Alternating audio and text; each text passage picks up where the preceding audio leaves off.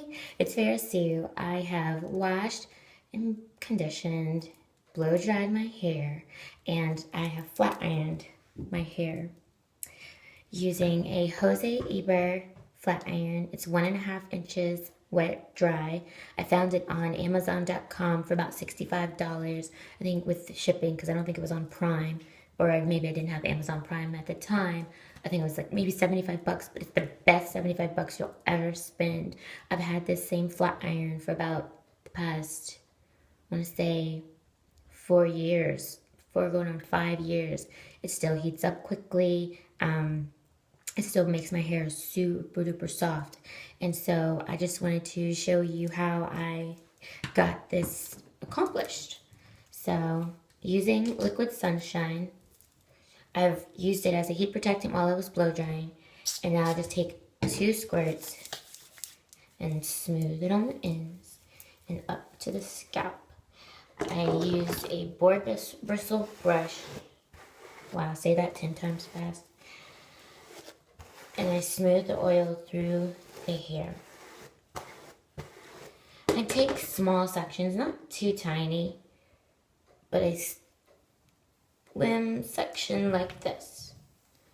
About this. Oops, and a tingle. Okay. So, you see that? And this will be the section that I'll flat iron. Just clip this out of the way.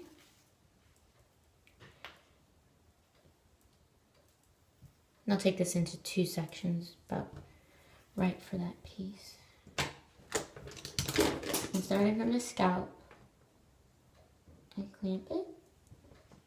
About halfway down. I come here.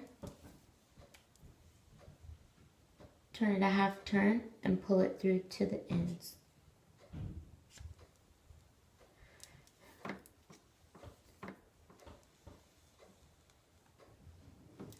And depending on the section of hair that I'm flat ironing, I may have to do a second pass. This is the crown area and it's more coarse. So I decided that I would make 1 pass and then I would do a second pass, but I don't start from the scalp. I just go from about here down. And it's the same principle.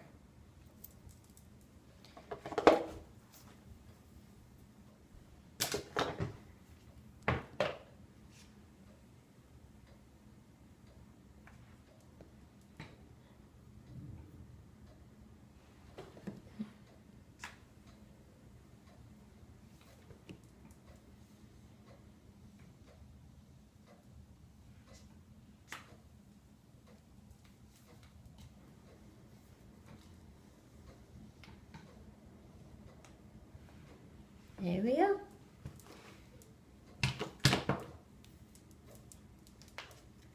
And after I put the curl in, I leave it alone because you want the curls to set as much as possible. So you don't want to immediately take a hot curl, a warm curl, and start pulling on it or putting it into position. You want to give it a chance to completely cool and then try to manipulate it.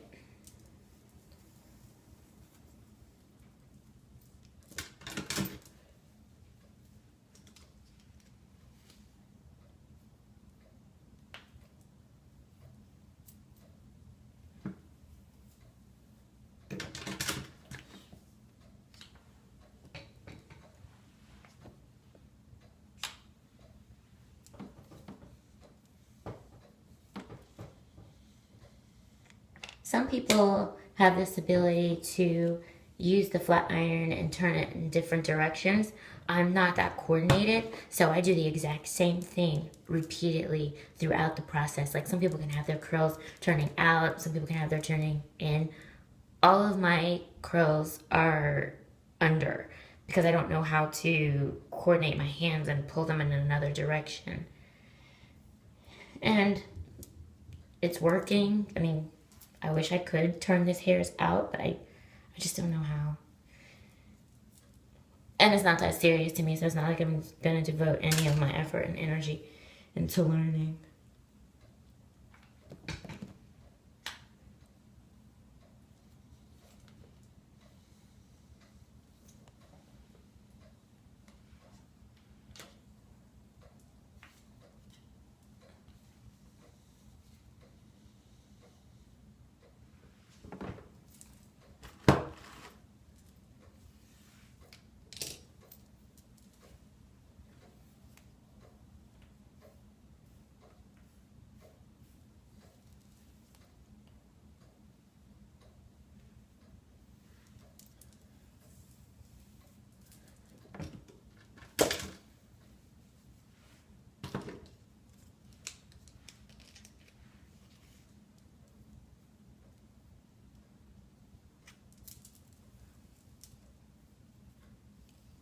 And I just did a bad thing. I put my hair clip in my mouth. That is a very bad habit. Your mouth is filled with bacteria and germs, and even though I've brushed my teeth and used Listerine, it's a bad habit. So should not put anything that you're going to put in your hair in your mouth. I know a lot of people choose to open up their bobby pins like that. And just real quick, I don't. I think what broke me of that habit is having braces. So what I do is I take the bobby pin and I put my finger like this, and then I use it to pin my hair wherever I want to.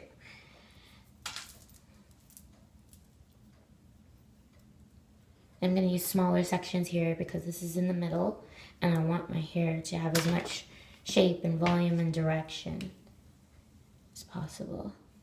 So then I can do that half turn and pull it up. And since the hair around my face is so much more fine and a completely different texture, I'm not going to make the second pass. The first pass, it's perfect, and I don't need to go put an unnecessary heat on my hair. Sometimes more isn't better, or less is more in this case.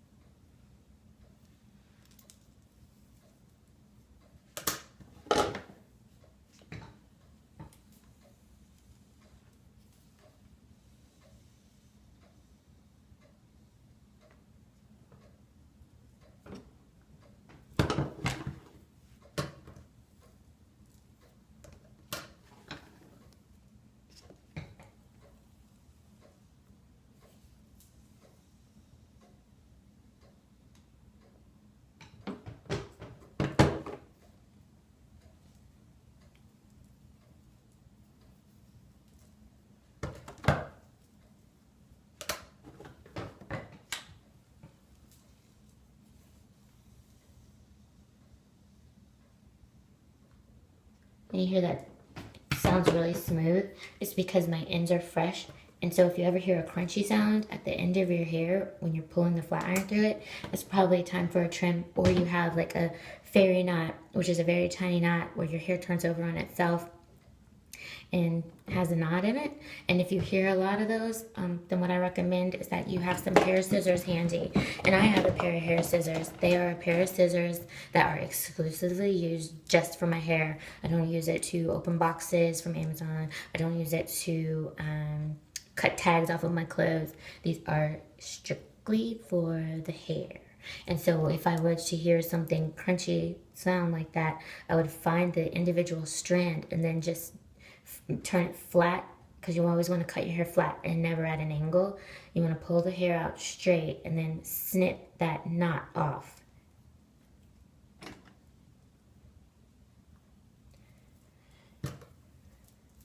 Okay, almost done.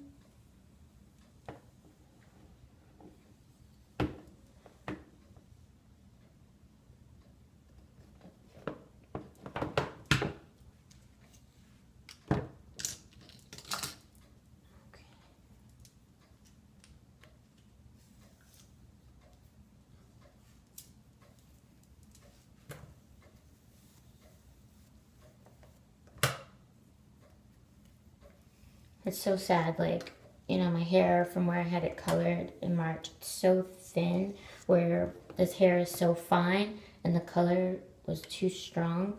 So the density of my hair around my face is really, really, really thin. And I want these curls to really be curly, because they're going to be around my face. So I start the turn of the flat iron closer to the scalp.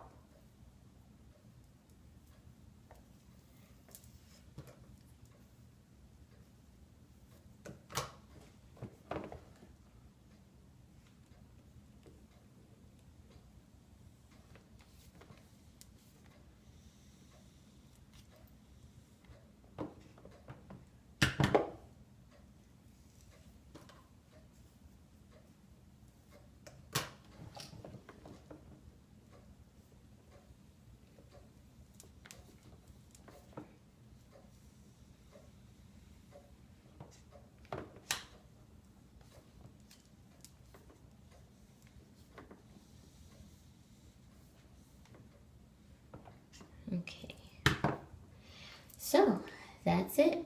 Now I will allow my curls to continue to cool and set so that way they'll be good to go for, I can usually get my flat iron hair to last about a week or two. I usually try not to go longer than 10 days without washing my hair.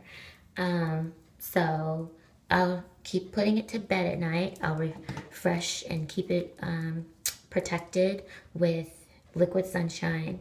And then now what I'll do is the last step is, but I'm using the ends butter to hold up the phone. I'll just take a jab of the ends butter, about that much.